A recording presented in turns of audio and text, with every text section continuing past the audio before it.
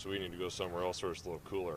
It's crazy. I mean, it's warmer here than it is in Arizona, but obviously we would like to get all the games in, but cannot control Mother Nature.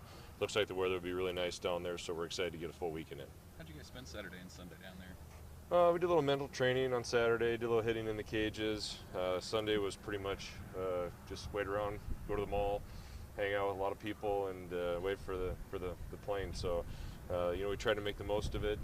We used Sunday as an off day, so we were able to do a little bit of work on Monday, which worked out okay. But the boys are ready to get back on the field. Without being able to get that full first series in, are the guys treating Oregon State and Utah kind of the same way as Riverside? Yeah, it doesn't matter. I mean, it's not ideal to miss those games. We didn't have an opportunity to get some pitchers out there that we'd like to, get a few position players in there and get them some at-bats. But that's what the hand you're dealt, and you just deal with it. We did have some pitchers throw live a little bit yesterday just so they can get back on the dirt and feel what that's like. So we're just going to roll into it and play baseball. What about for you? Is that a bit of a buzzkill? Going into the opening weekend, excited to see your team, and you only got to do it for one day? I don't worry about things I can't control. You can drive yourself crazy thinking about the what ifs, and it would have been great. Great setting. Angels were so great to us, and they tried like heck to get that field ready, and just couldn't get it done. But again, it's too bad we didn't get to finish the series and see how it ended up, and tying Riverside 1-1, and not really much bragging rights either way. It's maybe next year when we open up with them again. You guys went with Loonsman for 3 innings. I mean, he hadn't really had that kind of a workload before. I mean, is the idea that you want him to potentially be a multi-inning save guy, or what was kind of the thinking behind that? Maximize our best players, and we have him built up to be a starter, pitch count wise. So we can use him in the starter role. We could use him in the middle of the game. We could use him as a closer. It just depends. We wanted to make sure that we had him build up to be able to handle whatever comes his way. And I guess we'll just, we would have had a better idea after seeing a few more guys on the mound over last weekend, but it didn't work out that way. So, he'll stay in that closer type of role for now and have him available for more than one day on this 4-game set. So the potential for a different role for him, I mean, is that there? Or, I mean, what are you guys going to see with him? The best way I can put it is we're going to maximize Chad. He's our best pitcher. He's got some of the biggest outs for us, and we're going to find a position to use him efficiently, effectively, and maximize what he can bring to the table. Is that ideally what you would want for all your pitchers to be able to play any role? Oh, I don't think so. It depends on, some guys have, maybe 2 pitches where they're better suited for a bullpen type role. Some guys hold runners better than others, which makes them better starters, where they can 3-pitch mix. Their set times are a little bit better. For starters, you really need that. There's just all kinds of things that go into it as far as do they keep their stuff, for multiple innings in a row. It's one thing to go one time through a lineup and then to go a second time and then to have the stuff to get through a third time in a lineup. It's tough to be a starter. So we try and put guys in position to succeed, and you just kind of mix and match it. 2 Pac-12 teams this weekend in Oregon State and Utah. What are your thoughts on the 2 programs? Yeah, Brandon, it's awesome. I mean, those are the kind of teams we're going to have to beat if we want to go where we want to go. Obviously, quality programs, and we played in this tournament, I think, 4 years ago with the same teams. We also played Washington in that series, but great baseball. It's a great opportunity for us. You Burkhammer back out there this weekend. What did you have to see from him to slot him into that starter spot? Well, we were going to get him in there on Sunday. That was the plan, throw an inning or two. He had a real good session this week. He's by no means built up to a normal start, but we want to keep him on the same routine that he's used to. So we'll start him, and we'll piggyback him with somebody else as well, and just kind of play from there. You put a pitch count on a guy like that at this point? Oh, for sure, yeah. I mean, to say a number, it's somewhere in the 50 range. Again, we'll see what the stress pitches are like. He might throw 35 and have a bunch of runners on base and, have a heavier mix of off-speed stuff, and that obviously changes things. So he feels good. We're comfortable with it, but we're going to be smart as well. What improvement do you hope to see out of him this year? He had a really good year last year, and I'm sure that you're expecting him to improve even more this year. Just continually to consistently pound the zone. He had a couple hiccups in there where he walked a few too many guys. Stuff-wise, I don't think his stuff was as sharp as it had been in the past. Now, that's a credit to him that he got outs with that stuff. But, his velocity wasn't quite where it had been in previous years.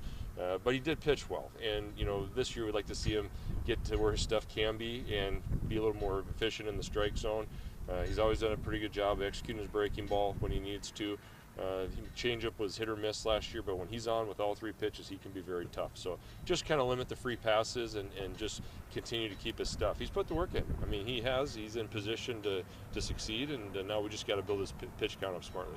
Notice Hohensee was slated to be the starter on Sunday. Is he back? Have you figured out kind of discipline-wise what you're gonna do with him? Well, it was a 5-game suspension, and I mean, you miss 2 games to rain. You do the math, and it does not go till Sunday. So, we have Jake built up to be a starter. He's another swing guy that can start or go out of the pen.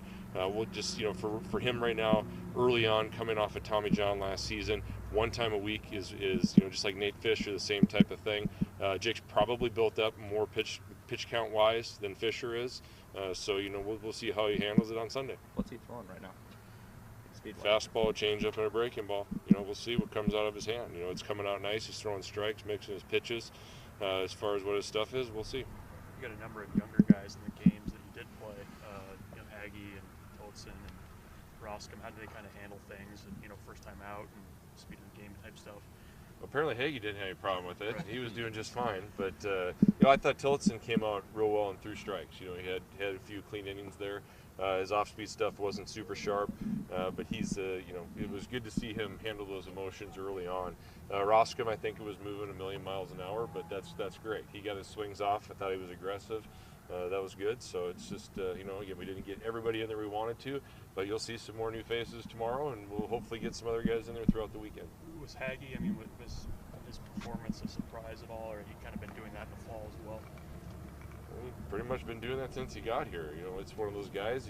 He's fighting for his dear life to try and make the roster, find a travel spot, and all he's done is go out and just continue to perform. And that's why we do an open competition. That's why we keep an open mind. Guys like Ben Klenke, Brady Childs, Moj, they all step up, and that's what this is all about. How about Brady Childs this past weekend? How big is that for your squad, for him to step up in that role? Yeah, when you get your 8-9 hole hitter on that much in a game, it's great. We always knew he was a catch and throw guy, very solid defensively, great arm. He's worked really hard on his hitting, and he really stuck to what he wanted to do, his plan, and he was rewarded for it. And that's something that you can have 2 catchers that you're going to get production from. They're going to push each other. And the thing I really like about those 2 is they really, you see them talking to each other. They feed off each other. They're helping each other. And when you have 2 guys understanding that and helping each other, it can be very valuable in the long run. So you're going to be in surprise. You're going to see Alex and hang out with the Royals a little bit this weekend? Well, I hope so. We're on one of the back Kansas City fields tomorrow for early stuff. So hopefully we can at least yell at them over on the big league fields, and we'll be on the little minor league fields down there practicing. But it's always great to see Alex and the whole Royals organization. They've been awesome to us. Got to play down at Kaufman last year.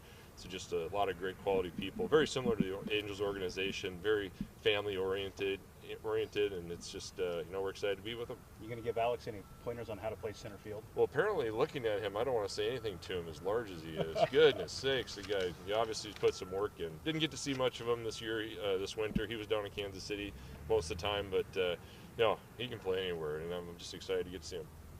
Maybe early, but do you, with 2 rainouts already, do you look at a midweek game or anything like that coming up, at least that you have it earlier in the season this year? Well, we're looking. It's for finding magic dates that are 2 teams are open, and not just filling a game. You got to be very careful. We've got to make sure that we're doing something that's going to be productive towards our RPI. Sure. We've played a few games where we win and it goes the wrong direction. Right. So that balance of finding out, is it better to play or not play? But we are definitely, without a doubt, looking at teams that possibly lose some games and trying to find those times that we can maybe match up. Did you, when you came back after 2 games, did you have a long list of, oh no, we need to get to this, or everything was like pretty well, you touched base? We threw strikes. We played very solid defense. Again, I always say those are our staples. There are things you can clean up, sure. Offensively, I thought the at-bats got better as time went on, and that's normal at the start of the year. You're gonna have a little bit of the guys trying to do too much. We didn't miss any signs. It was being outside for a couple days and scrimmaging a couple times. We were able to iron out a few of those things before the first game. And it was just really the first day. You just deal with the emotion and the anxiety and the excitement and all that stuff of the first day. And the tough day is the second day when all that wears off and you have to play. Well, we haven't got to do that yet, so we're kind of like we're restarting again, I guess you could say. But yeah, our guys will be ready to go.